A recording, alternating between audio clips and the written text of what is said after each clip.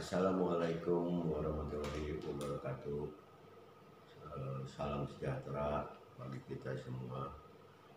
Pada hari ini Bapak akan memulai pembelajaran materi teori dasar kelistrikan untuk mata pelajaran prakarya elektro. Ya, mungkin bukunya kalian belum terima, tapi Bapak sudah men-share minggu lalu, ya, yang sudah Bapak share di WA group untuk kalian baca. Bapak akan menjelaskan materi hari ini, yaitu dengan judul teori dasar kelistrikan. Teori dasar kelistrikan.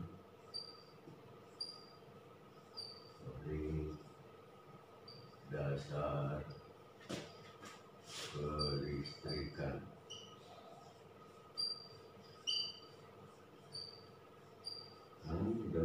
Dengan subtema adalah teori atom. Teori atom.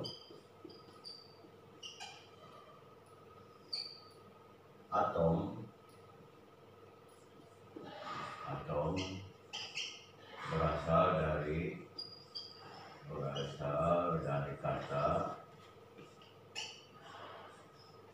kata atomos.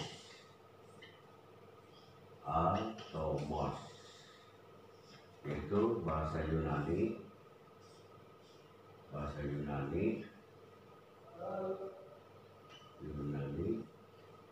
yang ditemukan oleh seorang penemu yang bernama Demokritus.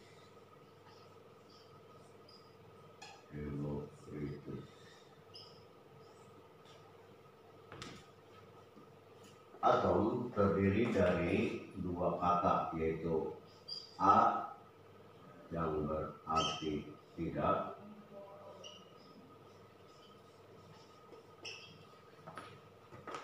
dan tomos yang berarti terbagi. Dengan kata lain, Demokritus mau berkata bahwa atom adalah bagian terkecil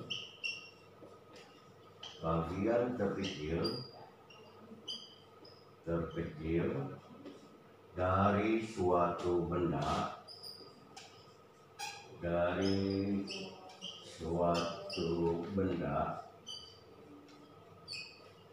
atau bahan yang tidak dapat dibagi-bagi lagi atau diuraikan, yang tidak dapat dibagi-bagi atau diuraikan. Jadi teori Demokritus hanya sampai atom nih, bagian atom ini hanya sampai bagian atom. Benda diperkecil menjadi molekul, diperkecil menjadi atom. Ya. Berapa tahun kemudian teori Demokritus ini dikembangkan oleh para ahli bangsa Yunani juga, tapi tidak tercatat namanya, menyatakan bahwa atom bukan lagi benda yang terkecil yang tidak bisa diuraikan. Ternyata atom bisa diperkecil lagi. Unsur terluar yang dinamakan dengan elektron dan inti atom. Inti atom di dalamnya juga terdapat dua bagian, yaitu proton dan neutron. Ya, unsur terluarnya elektron itu mempunyai muatan negatif, proton mempunyai muatan positif, sedangkan neutron tidak bermuatan atau netral atau nol. Ya, nol. Jadi teori Demokritus yang tadinya hanya sampai sini itu dikembangkan lagi ya oleh para ahli yang tidak tercatat namanya, sehingga berkembanglah seperti ini. Jadi kalau demikian teori Demokritus, hasil perkembangannya berarti atom adalah bagian terkecil dari molekul, ya perkembangannya.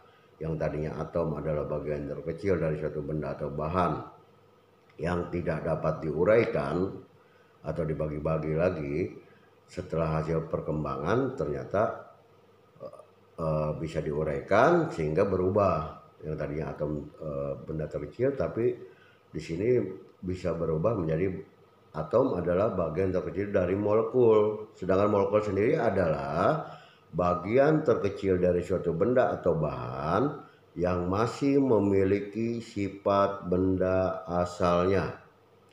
Ya, molekul adalah bagian terkecil dari suatu benda atau bahan yang masih memiliki sifat benda asalnya. Ya. Nah, setelah itu di sini ada unsur, ya. Sebenarnya ada apa? Skema unsur, ya. Nanti Bapak gambarkan di atas, ya, seperti itu. Jadi atom terdapat di mana saja, di semua unsur, misalnya di gas, atau misalnya di oksigen, di udara, di helium, atau yang mengandung unsur gas, itu terdapat unsur atom. Bahkan dalam tubuh manusia pun terdapat mungkin bermiliar-miliar unsur atom, karena tubuh manusia pun terdiri dari unsur-unsur air, gas, dan lain-lain, ya, seperti itu. Jadi atom ada di mana-mana gitu. Apa hubungannya misalnya teori atom ini dengan teori kelistrikan? Nah, nanti dari struktur atom ini, ya, struktur atom ini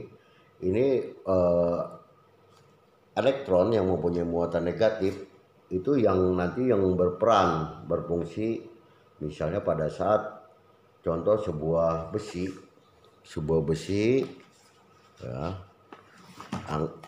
anggap ini sebuah besi, ya, sebuah besi Bapak panaskan di bagian di titik A, Bapak panaskan titik A, gitu kan.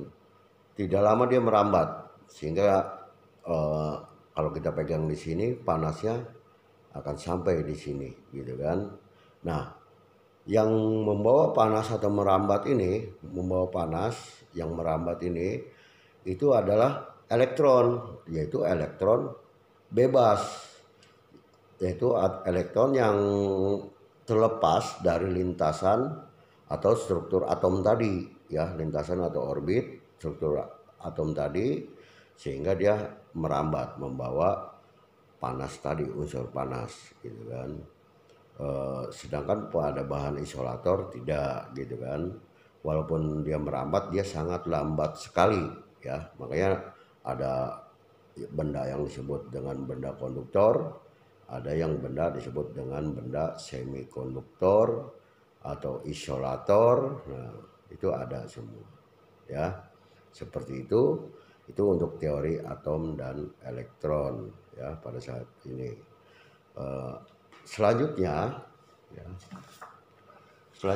kalian cukup menghafalkan ini saja, ya. Tinggal kalian lihat di sini ada cara menghitungnya. Ini sangat mudah sekali, ya, sangat mudah sekali.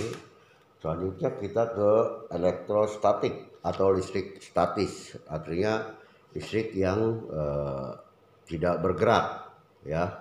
Artinya listrik yang bergerak hanya sesaat saja, ya. Misalnya contoh gampangnya, kalian mungkin pernah menggosok-gosokkan penggaris, ya,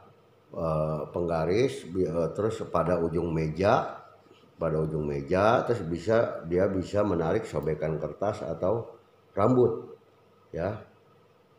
Pernah ya kalian melakukan hal tersebut, ya. Itu contoh elektrostatik. Nanti pada bahan-bahan apa saja seperti kaca, gitu kan. Di sini ada beberapa jenis percobaan, misalnya kaca dengan kaca, gitu kan, penggaris plastik dengan plastik, ya, yang direkatkan. Nah, atau sisir dengan sisir, kalau lihat di sini nanti. Kalau kalian sudah menerima bukunya, nanti kalian bisa lihat-lihat. Ya, di sini ada contohnya. Ya, itu materi kita di sini juga ada. Nanti tinggal apa itu yang dimaksud dengan isolator. Ya, isolator di sini ada. Misalnya isolator adalah bagian bahan atau benda yang tidak dapat menghantarkan panas atau menghantarkan arus listrik. Contohnya apa saja, seperti plastik gitu kan, plastik, kayu, ya, kaca. Nah itu yang sangat sulit atau tidak bisa menghantarkan panas atau arus listrik. Ada juga yang disebut dengan konduktor, benda atau bahan, justru kebalikannya, benda atau bahan yang dapat menghantarkan panas atau arus listrik. Contohnya misalnya tembaga, timah, besi, baja, emas, dan lain-lain. Ada yang ketiga disebut dengan semikonduktor. Semikonduktor merangkum keduanya, yaitu benda atau bahan yang bisa sebagai isolator dan bisa sebagai konduktor tetapi kurang baik. Itu yang disebut dengan bahan semikonduktor. Ya, itu materi untuk kelas 7. Nanti di sini ada rumus. Kalian lihat saja, di sini ada rumus untuk mencari arus. Arus bila terdapat muatan listrik. Ya, mencari nilai arus ya bila terdapat muatan listrik, atau di sini I sama dengan Q per T dan persatuan waktu. Ya, tinggal baca saja kalau kalian sudah memiliki bukunya nanti ya, apa itu arus listrik gitu kan. Untuk nanti bahan dasarnya untuk teori arus listrik ini nanti Bapak sampaikan minggu yang akan datang ya. Akan Bapak sampaikan pada saat minggu yang akan datang, karena nanti kalian harus mengetahui satuan-satuan listrik. Misalnya ada apa itu yang disebut dengan arus listrik, tegangan listrik, misalnya daya listrik ya, terus penghambat arus listrik ya, isolator atau penyekat, di situ ada ya. Nanti teorinya atau rumus-rumusnya nanti akan Bapak sampaikan minggu yang akan datang. Ya, demikian materi untuk kelas 7. Semoga kalian cukup mengerti. Bila ada yang perlu ditanyakan, kalian bisa menyampaikan kepada Bapak melalui WA ya, secara japri. Terima kasih. Wassalamualaikum warahmatullahi wabarakatuh.